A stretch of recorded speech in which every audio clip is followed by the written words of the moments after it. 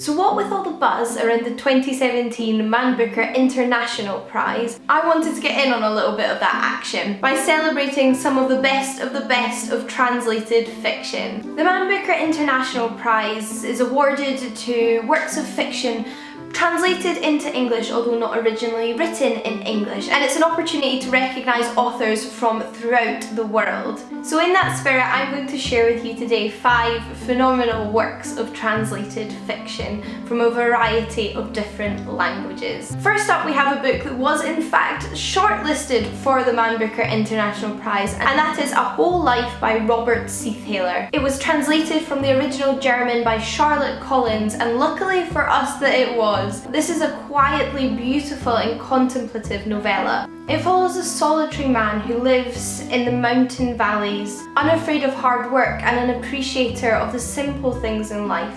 This book explores his relationship with the landscape and the natural world, and it brings it to life for the reader with its beautiful prose. This is certainly a short one, but you will feel fully immersed throughout. Speaking of short books, I then have All This Has Nothing to Do With Me by Monica Sabolo. This one was translated from the original French by Georgina Collins. This novella centres around what is essentially the elusive female stalker. It follows our protagonist who develops an unhealthy obsession with a young man that takes over her life. We learn about her painful love through photographs, emails and letters, and I'm sure that that feeling of unrequited love will strike a chord with many of us. But to turn back the clock a little bit, I couldn't mention translated fiction without mentioning some of the greats. So the next book I have is of course a classic of Russian literature, and that is Anna Karenina by Leo Tolstoy, and this gorgeous Macmillan's Collector's Library edition is translated by Louise Maud.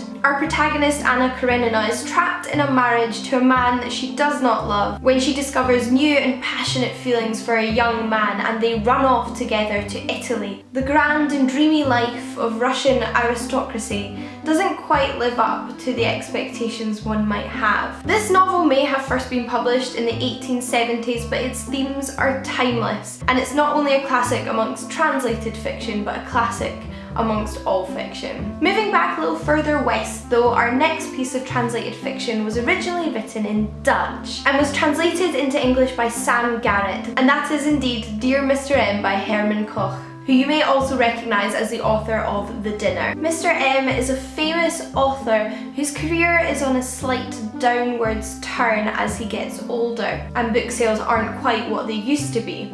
But he's not our narrator. Our narrator is a man whose own life closely mirrors one of Mr. M's darker novels, where a teacher in an affair with a student is murdered by his lover and her boyfriend, but the body is never to be found. And it's this mysterious narrator who's keeping an eye on Mr. M. And if you enjoy all things dark and mysterious, where what is and what isn't real is never clear, then this book is one for you. But lastly for this video, I wanted to mention The Guest Cat by Takashi Hiraide, translated from the Japanese by Eric Saland. This serene little novella follows a childless couple in Tokyo, who after years of living and working together in the same small home have run out of things to talk about with one another. Until one day, they are paid a visit by a cat. The cat leaves at the end of the day, but the next day returns and continues to come back every day after that. With this, their entire life and relationship seems to attain new light and possibilities. This novella is rooted in realism and deals with themes of change and relationships and communication. And if you consider yourself a cat lover, then you're doing yourself a disservice if you haven't yet picked up this book. But those are my 5 recommendations for this video. Do let me know your favourite piece of translated fiction in the comments down below. I think many of us can do with reading a little bit more broadly and experiencing a few different countries and cultures than we're used to. So I hope you found this video interesting. Don't forget to give it a thumbs up if you did enjoy it. And if you'd like, let me know what reading recommendations you'd like to see next on Book Break. Until next time.